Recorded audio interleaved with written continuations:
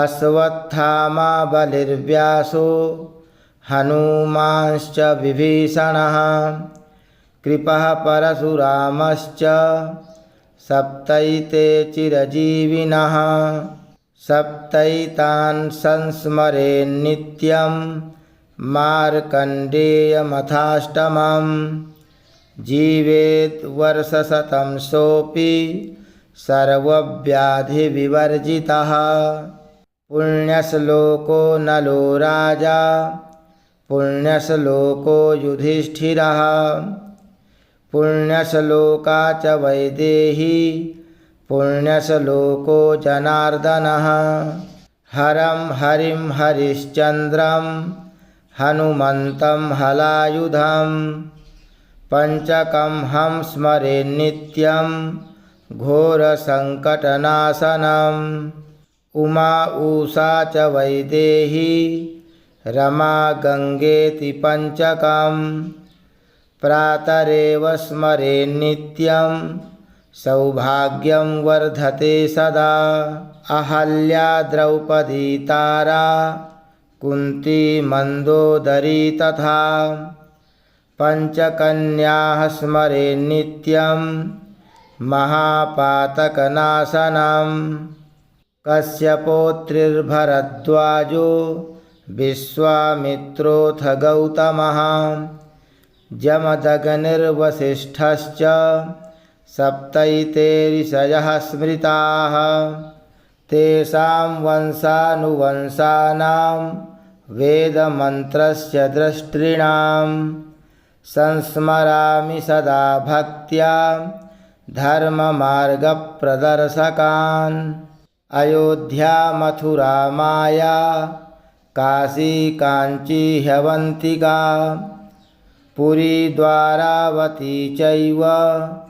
सप्तैता मोक्षदायिकाः कर्कोटकस्य नागस्य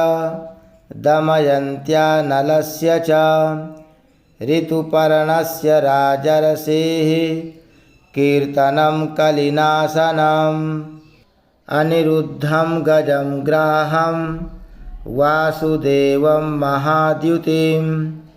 सङ्कर्षणं महात्मानं प्रद्युम्नं च तथैव च मत्स्यं कूर्मं च वाराहं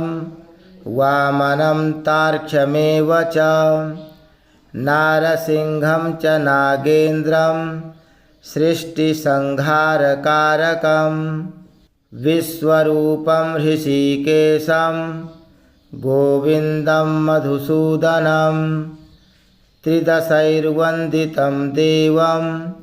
दृढभक्तिमनुपमम् एतानि प्रातरुत्थाय संस्मरिष्यन्ति ये नराः सर्वपापैः प्रमुच्यन्ते स्वर्गलोकमवाप्नुयुः प्रातःकाले पिता माता ज्येष्ठभ्राता तथैव च आचार्याः स्थविराश्चैव वन्दनीया दिने दिने कपिलां दर्पणं धेनुं भाग्यवन्तं च भूपतिम् आचार्यम् अन्नदातारं प्रातः पश्येद्बुधो जनः श्रोत्रियं सुभगां गां च अग्निमग्निचितिं तथा प्रातरुत्थाय यः पश्ये दापद्भ्यः स विमुच्यते स्वर्गैकोभिरदो निवासी पुरुषा रब्धातिशुद्धाध्वर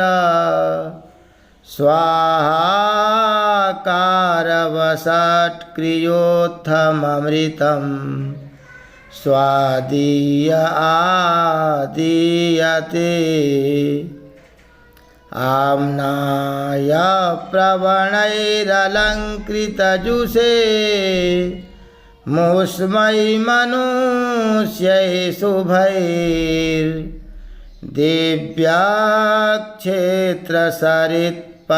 शुभैर्दिव्याक्षेत्रसरित्पवित्रवपुषे देव्यै पृथिव्यै नमः।